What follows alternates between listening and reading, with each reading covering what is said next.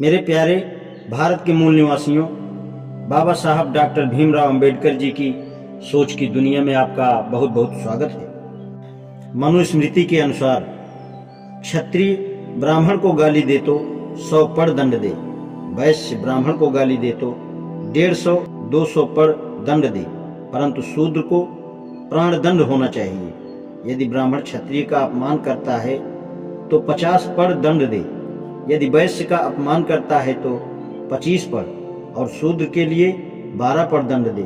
क्षत्रिय की हत्या के लिए ब्राह्मण हत्या का चौथाई प्रायश्चित, वैश्य हत्या के लिए 1/8 प्रायश्चित और धार्मिक शूद्र के 1/16 प्रायश्चित करना योग्य है। ब्राह्मण यदि अनजान में क्षत्रिय को मार डाले तो 1000 गाय तथा 1 बैल दे, अथवा शहर से दूर वृक्ष के नीचे जटा रखाकर 3 साल तक ब्रह्म हत्या का प्रायश्चित करे।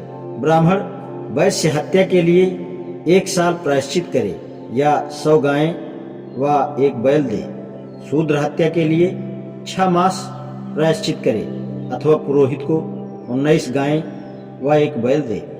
अध्याय 8 श्लोक 267 से 268। विष्णु स्मृति के अनुसार जिस अंग से कोई मनुष्य अपने से उच्च जाति वाले का अपमान करे, राजा उस अंग को कटवा दे। यदि अपने से उच्च के आसन पर बैठ जाए तो उसके चूतर पर दाग करके उसे देश से बाहर निकाला जाए।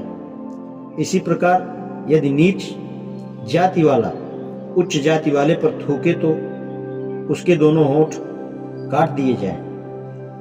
यदि शूद्र ब्राह्मणों को गर्व के साथ कुछ बताए तो राजा शूद्र के मुख में गर्म तेल भरवा दे। यदि शूद्र किसी उच्च जाति वाले का अपमान से नाम ले तो उसकी जिह्वा में 10 अंगुल की कील डाल करके गाड़ दे। अध्याय 5 सूत्र 19 से 25। बृहस्पति स्मृति के अनुसार यदि शूद्र धर्म बताए या वेदोच्चारण करे अथवा ब्राह्मण का अपमान करे तो उसकी जिह्वा काट ली जाए। अध्याय 12 श्लोक 12।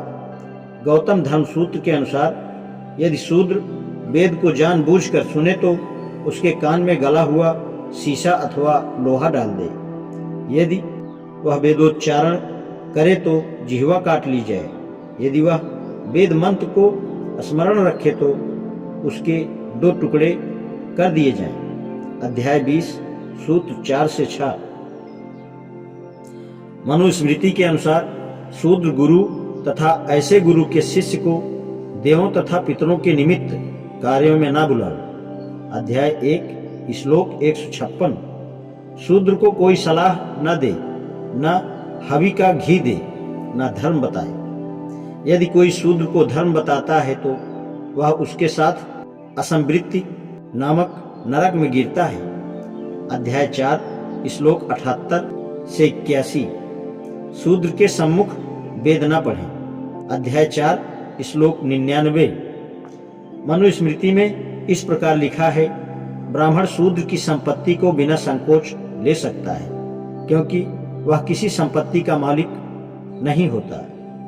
जो कुछ उसके पास है वह उसके स्वामी का है। अध्याय 8 श्लोक 417।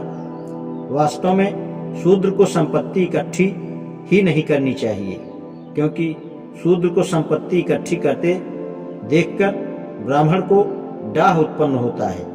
अध्याय 10 श्लोक 129। मनुस्मृति में राजाओं के लिए यह सलाह है, जो जन्म से ब्राह्मण हो अथवा अपने को ब्राह्मण कहता हो वह राजा को धर्म सिखा सकता है, परंतु शूद्र ऐसा नहीं कर सकता। यदि शूद्र न्याय करता है और राजा देखता रहता है तो वह राज्य दुर्दिन में ऐसा फंस जाता है जैसे कीचड़ में गाय। जिस राज्य में अधिकांश शूद्र अथवा नास्तिक हों तथा द्विज न बसते हों, ऐसा राज्य अकाल तथा बीमारी से नष्ट हो जाता है। अध्याय 8 श्लोक 20 से 22। आपस्तंभ धर्म सूत्र में कहा है कि ऐसा तपस्वी जो धर्म का पालन करता है, ऐसा शूद्र जो ब्राह्मण का चरण धोकर रहता है, इन पर तथा अंधे, गूंगे, बहरे और बीमार ऐसे सब मनुष्यों पर कर नहीं लगाना चाहिए। प्रश्न 2, पटल 10, खंड 26, सूत्र 14 और 11। शूद्र का धर्म है बाकी तीनों वर्णों की सेवा करना। शूद्र जितना ही उच्च वर्ण की सेवा करता है उतना ही उसे पुण्य होता है। प्रश्न 1, पटल 1, खंड 1, सूत्र 78। मनुस्मृति का कथन है कि ईश्वर ने ब्राह्मण का धर्म पढ़ना व पढ़ाना, यज्ञ करना, यज्ञ कराना तथा दान देना और दान लेना निश्चय किया है। क्षत्रिय का धर्म है रक्षा करना, दान देना, यज्ञ कराना, पढ़ाना और संसार से विरक्तता। वैश्य का धर्म है पशुपालन, यज्ञ करना, पढ़ना, व्यापार करना, सूद खाना और खेती करना। शूद्र का केवल एक धर्म है, अपने से ऊंचे वर्णों की श्रद्धा के साथ सेवा करना। अध्याय 1, श्लोक 87 और 91।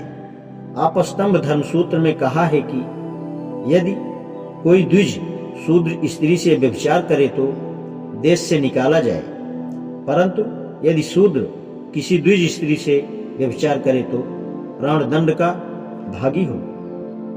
आज इतना ही, शेष कल। धन्यवाद।